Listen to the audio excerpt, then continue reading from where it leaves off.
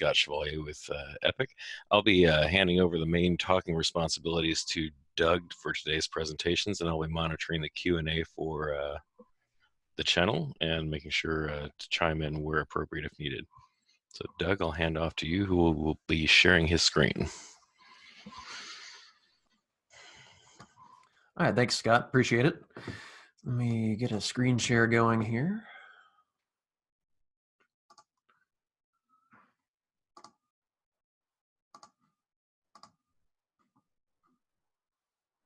Okay, should be all set now. So we're going to cover perfSONAR here kind of quickly as we head into this lab session. Some of the content here is going to be a little bit of a refresher from things we've talked about earlier in the day, and will actually dovetail pretty nicely into some of the conversations about science DMZ and even just how TCP works. So we'll go ahead and jump in. And first thing is really the why of perfSONAR. Pardon me.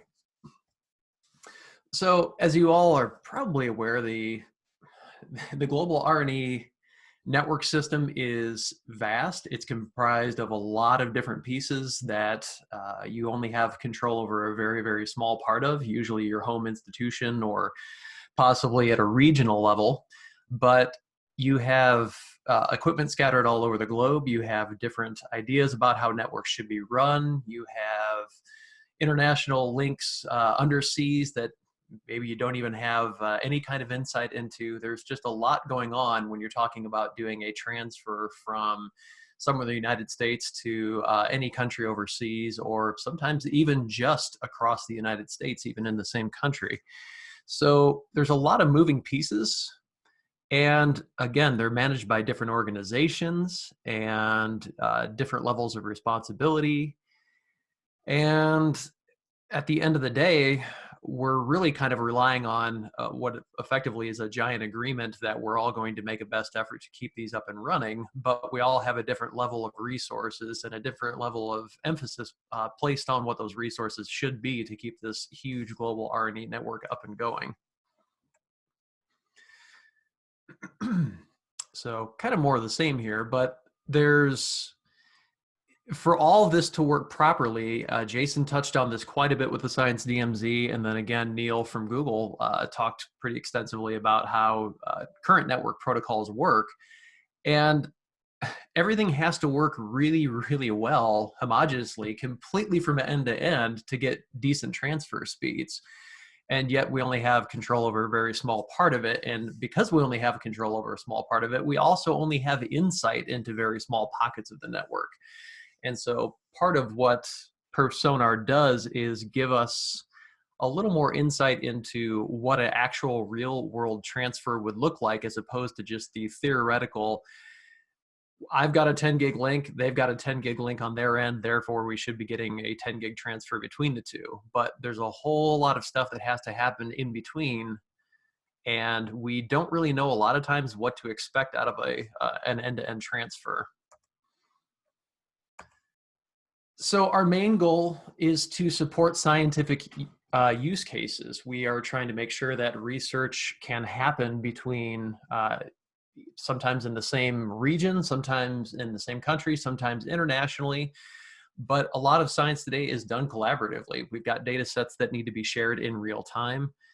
Shipping hard drives, shipping USB drives, that kind of stuff doesn't afford for the kind of speed with which science needs to move today. And so part of that is understanding what pockets you live in, whether it's a small collaboration where you don't have particularly large data sets, but they maybe need to be shared with a handful of users or maybe dozens of users, but you don't have a particularly large data set that you need to move. There's a lot of science that falls into those categories. And then moving all the way up to stuff like LHC, where they have terabytes and terabytes of data. There's new instruments that are coming online in astronomy. They're going to be sending petabytes of data a year.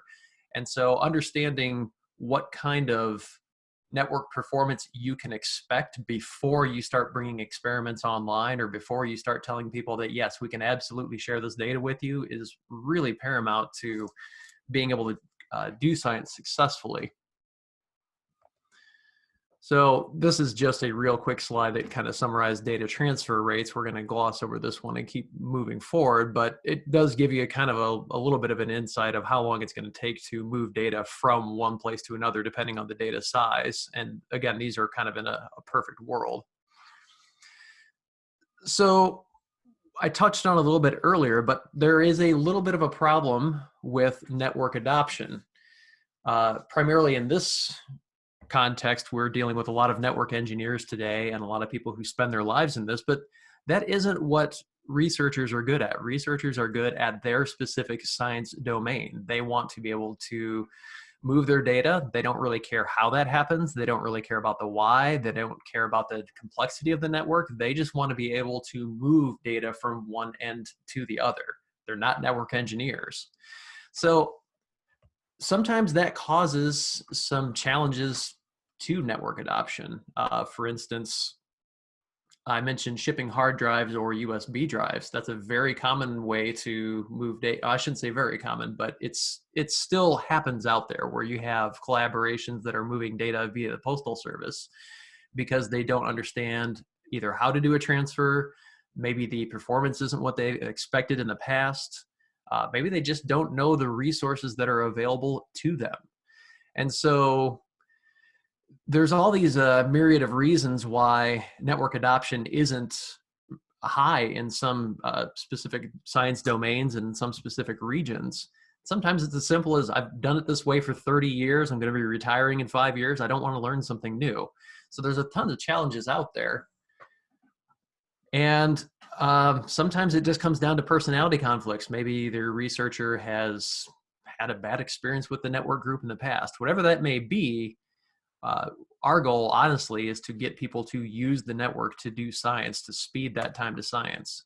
So we have what we call the capability gap, which is basically, like I said, the gap between what researchers understand and what resources are actually available to them and how to make use of those.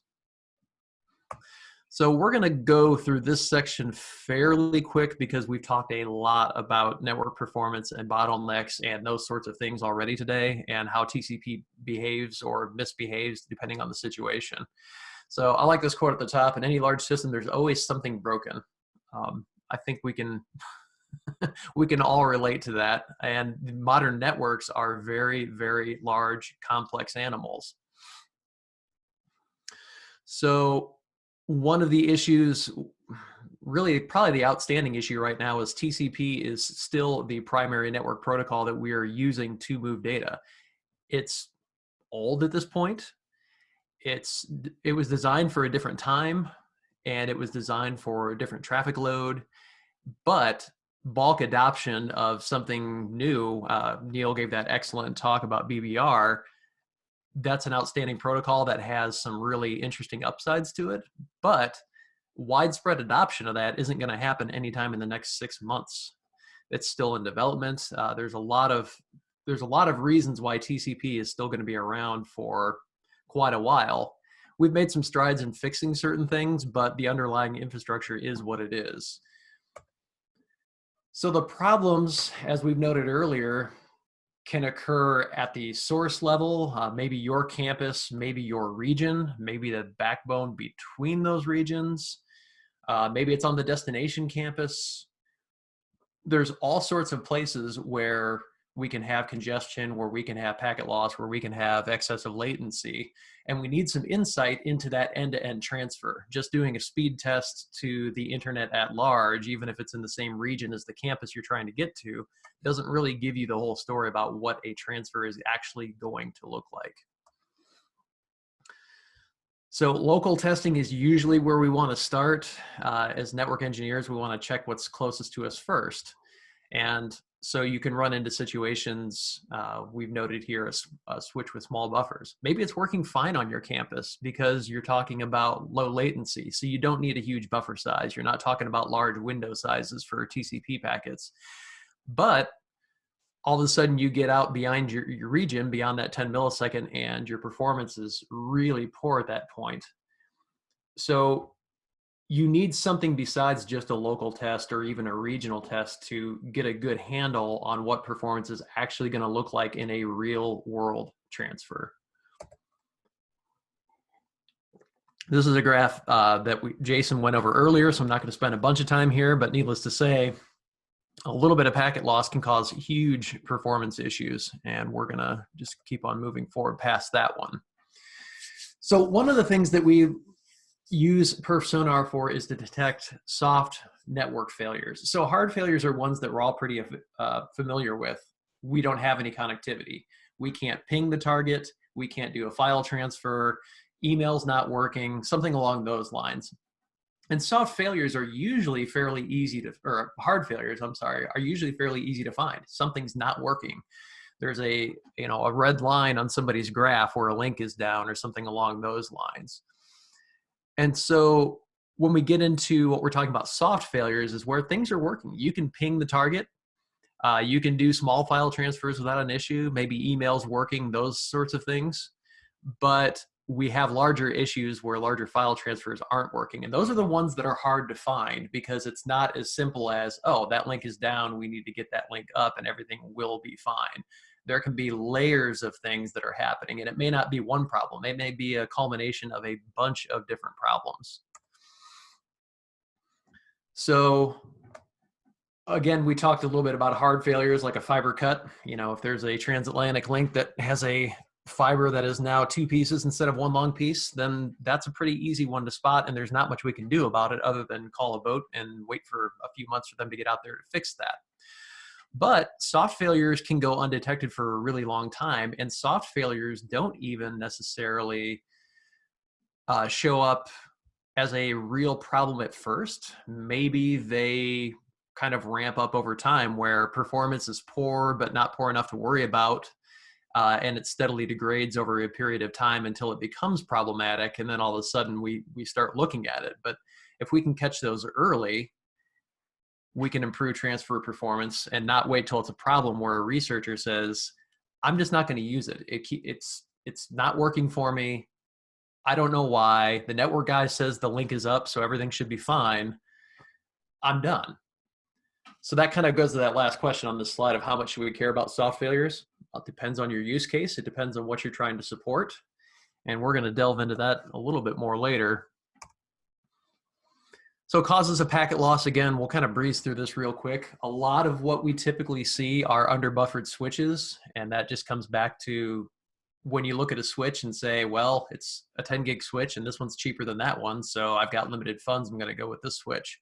You have to understand the type of transfer you're doing, how far the transfer is going to be reaching out, those sorts of things, so that you can get a switch that has appropriately sized buffers for what you're trying to do with it.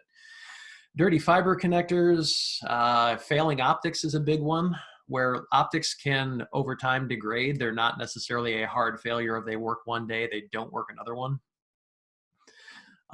Sometimes you have maybe a router that it looks perfectly fine on paper, should handle the bandwidth that you happen to be trying to push through it, but then down the road, you're asking the router to do more and more, and all of a sudden there's too much load on the CPU in that router, and it cannot push traffic at the rates you need it to, but it's still passing traffic, so technically it's working. It doesn't look like a hard failure. Or sometimes it can be just on the end, maybe it's the host or the DTN is overloaded. All these things can kind of come into play, but we need an ability to see these type of failures over time. Again, this is just an example of what a small buffered switch happens to look like in terms of performance. All of these are 10 gig switches. This test simulates 30 seconds with 50 milliseconds of simulated RTT and 2 gigs of background traffic. So you can see some of these switches are coping really well, and they're getting almost 10 gigs of performance when you subtract the 2 gigs of background traffic. But some of these are absolutely just falling on their face with the 50 milliseconds RTT in there because they don't have enough buffer to cope with it. So not all switch gear is created equal, and we definitely need to understand what kind of gear we're purchasing. So perfSONAR is the next step where we're not talking about just the network. Is the network usable? What kind of transfer performance can I tell my users? No, if you want to transfer these files, if you want to move data this way, this is the kind of performance you can expect. So it It does kind of give us insight into things we can control on our own campus, but it also allows us to see, as I said earlier, end-to-end performance. We can simulate what a real-world transfer is going to look like from our campus to, if they have a perfSONAR node on the other campus that we're talking about, we can actually simulate what the real conditions look like in terms of what latency we're actually going to experience, what real bandwidth we're going to have.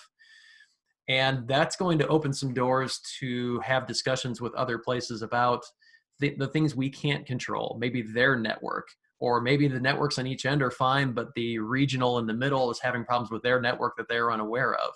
All of a sudden, if we have some valid test data to talk to people about, we usually can get a foot in the door and start having a meaningful conversation about what it looks like to fix those problems.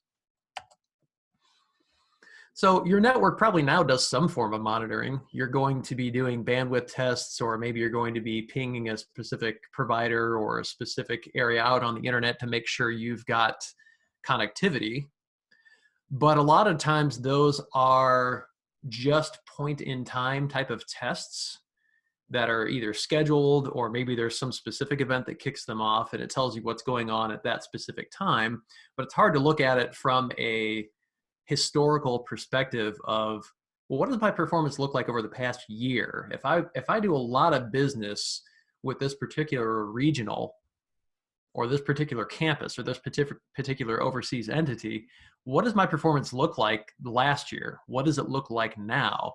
And that's where perfSONAR can come into play in giving you historical perspective on what your transfers look like and the real world performance that in theory your researchers or whoever is using your network is actually experiencing versus what the paper says they should be getting.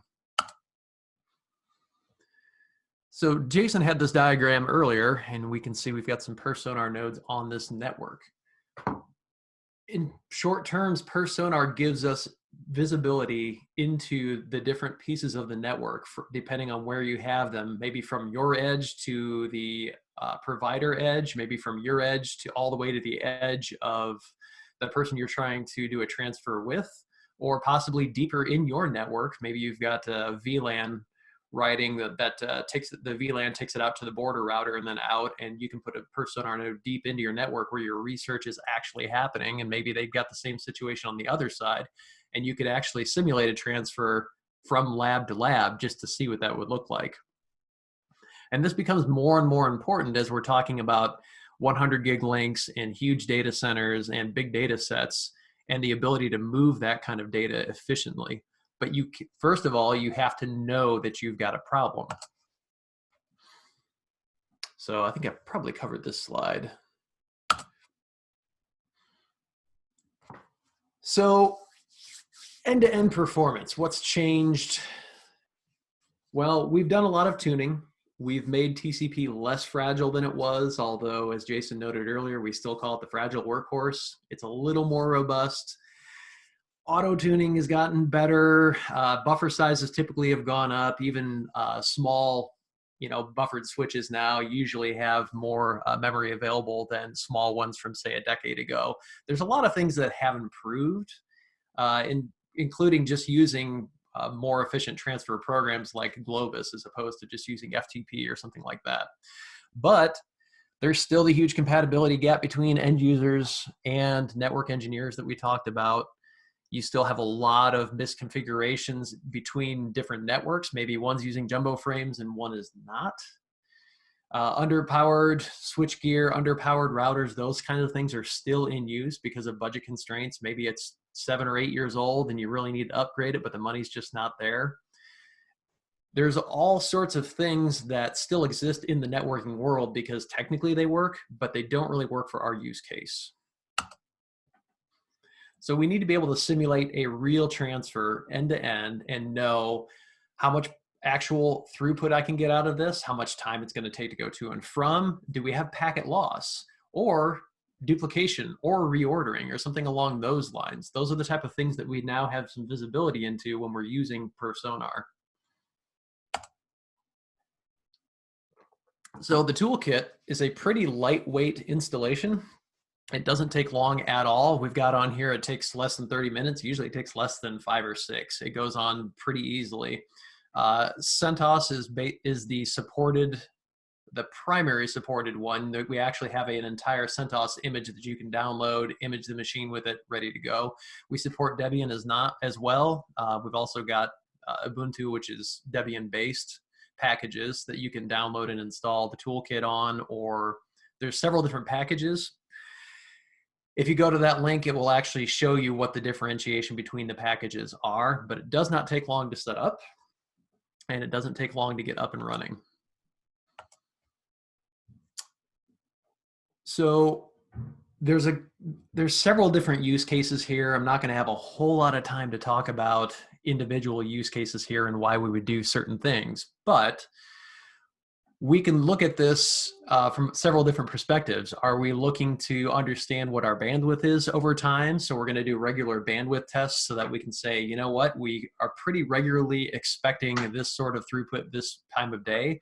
Maybe we're more interested in latency over time. Maybe we have it's a very small data set that we need to move, but it is very time critical. Maybe, I mean, VoIP is an example of something that would require specific latency requirements, but maybe you have a very specific test that you are running that requires low latency to a partner somewhere else. So maybe you're more interested in that, but there are a bunch of different use cases that you can come up with where you would like some insight into why your network is performing the way it is and what you can expect out of it. So we call this finding the needle in the haystack. Honestly, I think it's more like trying to find the needle in the stack of needles, because you're looking for a network problem in a massive, massive network. So perfSONAR is a way that we can get some visibility into that specific network by looking at tests which show us over time what our bandwidth transfers have been, what our latency has been, if those things are climbing, if our bandwidth is steadily declining over time. We need some historical data to make good decisions about where we need to start looking for problems or what our performance is going to be. And so perfSONAR works best when we have a lot of nodes available to us. You can have one just at the edge of your network, and that's fine. That will allow you to test from the edge of your network to wherever the perfSONAR node you're looking at is. But if you have perfSONAR nodes deeper into your network, or there are more of them available across different campuses that you need to contact, you now have visibility into what those real world transfers would look like. So like the bottom line says, more perfSONAR distributions equals better network visibility. We need a place where we can test networks end to end. And the more nodes we have out there in the wild, the more visibility we have. So this is a little bit of an older slide. It shows deployments around 2015. We're up to about 1,400. We now have closer to 2,100, almost 2,200 toolkit deployments out in the wild right now across various R&E networks. Some are at the edge of continents, some are at the edge of networks, some are deep into local NRENs, some are deep into local campuses. It just depends on where specific people have decided that network visibility is important to them, and they've made, they've made a home for a perfSONAR node in that specific place. So it's steadily on the rise. We'd like to see even more out there, but there's definitely a healthy use case, and hopefully more of them in the future. And it is worth noting there, while Doug transitions slides, that is the number of publicly available nodes. There are a lot of organizations that run their own smaller or their own perfSONAR nodes internally, not open or available to external testing. So there are additional nodes out there if you're working with a partner that you may be able to find through that engagement process.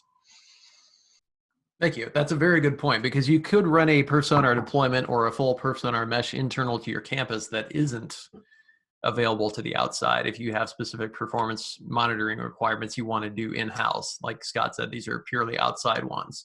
If you want to see what's available, this link right here will actually take you to our services directory, and it shows you perfSONAR nodes scattered across the globe that are publicly accessible that you can test from your perfSONAR node that you set up and see what a transfer looks like, see what latency is like.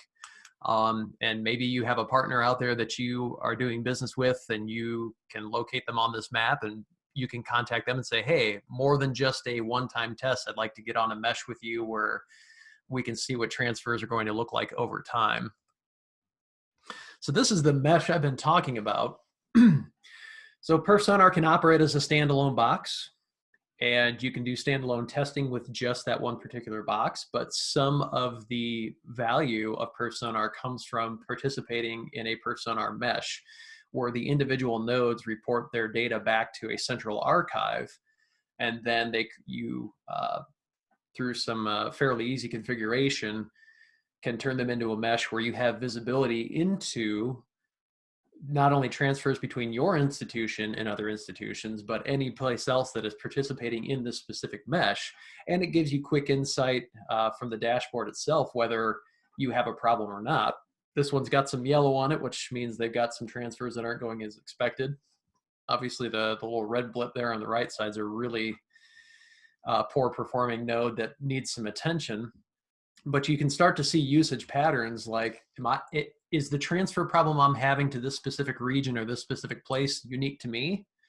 Or are other partners that are in the region or in the country or across the globe having the same kind of transfer problems to the same kind of localities?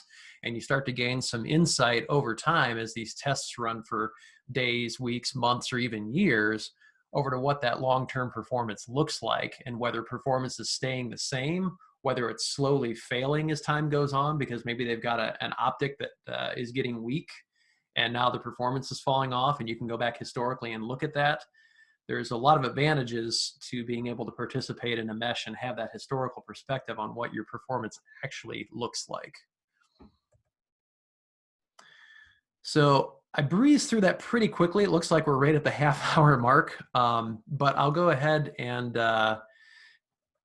yeah, there's a couple mailing lists here that I do want to touch on. If you are interested in perfSONAR and what's happening, the announcement lists are a very good place to keep up with what's coming up and what's planned in new releases. The user list is an outstanding resource if you want to know if you've got problems, if you need support, if you can't get it configured correctly, if you've got an error message that doesn't make any sense to you, any of those kind of things, the user list is an outstanding resource. It's pretty lightweight, and it's always monitored by two perfSONAR development team members. So the answers you get there may be from a peer somewhere else, but you will definitely get the attention of somebody who is actively developing perfSONAR.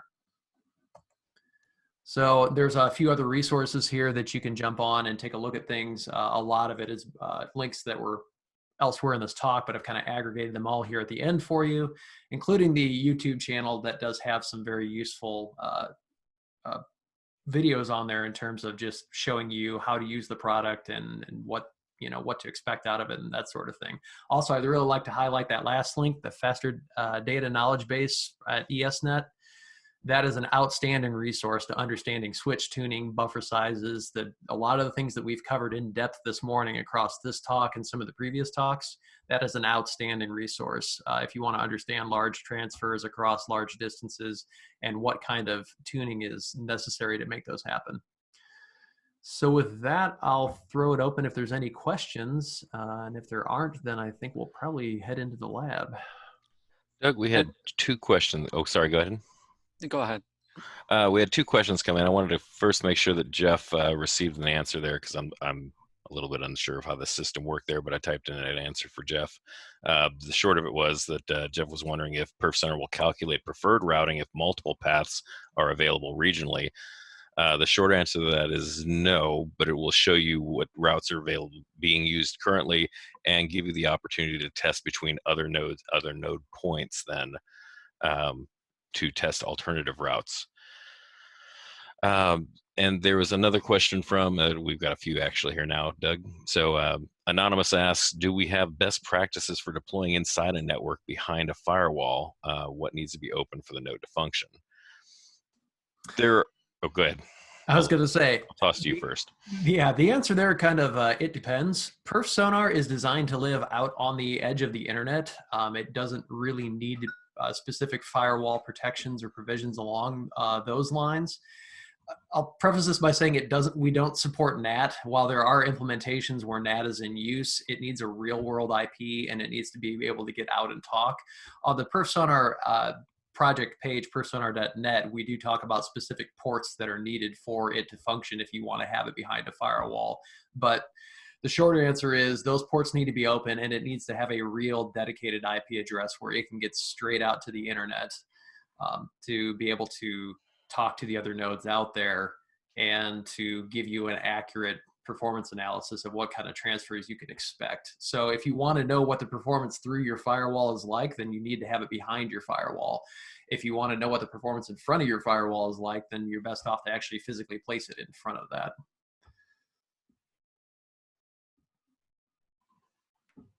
Ooh, yeah, several questions coming in. I hope that kind of answered the question about what needs to be open for the node to function. Like I said, the specific ports are in there. Looks like we got a thumbs up on that, and then it went away. So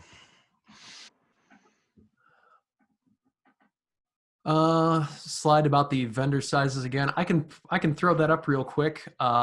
These decks will all be available, of course, as well. I don't know if they'll be published at the end of the day, but sometime in the near future, those will be available as well. Let me reshare this one though, since we're right here. When I do that, it's going to take away my ability to see the questions. So Scott, I'll toss those back to you. okay. So yeah, Greg, we've answered that. We're going back to that slide. Emery asks, what are the differences between perfSONAR and RIPE Atlas? That's a good question. They're similar tools by design. One is a little bit more of a collector of network information from abroad and everywhere. And if you're a member, you can log in, you can request information, you can see information between different RIPE Atlas points. To my understanding, and I do not play with RIPE Atlas a great deal, it doesn't allow a lot of the same interactability where you can actually get onto the nodes and run tests to diagnose problems or just to see what your throughput experience would be between different links live as you want it.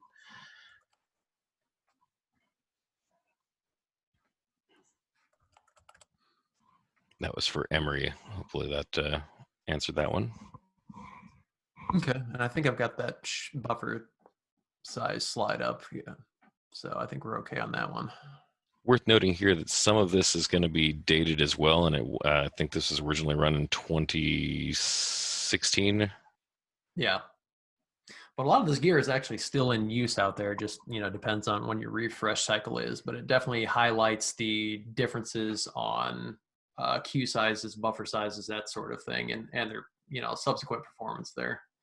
Okay. And it looks like the last live question we have is from Christian. He's asking, does perfSONAR have an API to integrate with control plane policies in an SDN-enabled network? And I think that that's going to be a good question to toss. I know we do have an API. We have the ability to develop your own tests and tools as you see fit, and other members of the community do that and offer those up to the community. That specifically, I'm not aware of, but Doug may have awareness of that. And if not, then that'd be a great opportunity to test out the perfSONAR mailing list for developers there to interact with. Yeah, as I'm aware right now, there's no specific API for integration with the control plane of an SDN, but I don't know that for certain, and I don't know that there aren't hooks in there that you could take advantage, at least in the current state, in some sort of rudimentary manner. But I don't know that we haven't officially supported, yes, these are the hooks you need to get into your SDN and integrate it there. But that's probably a good one to throw out to the actual perfSONAR user list as well. As Scott said, just because you're going to end up in the face of the developers who are actually working on the code in the background, and they can give you a little more in-depth answer on that. Greg, did you get what you needed off of this slide? Are you good there? I don't know that Greg has any way to respond outside of the chat. Okay, we're good. There we go.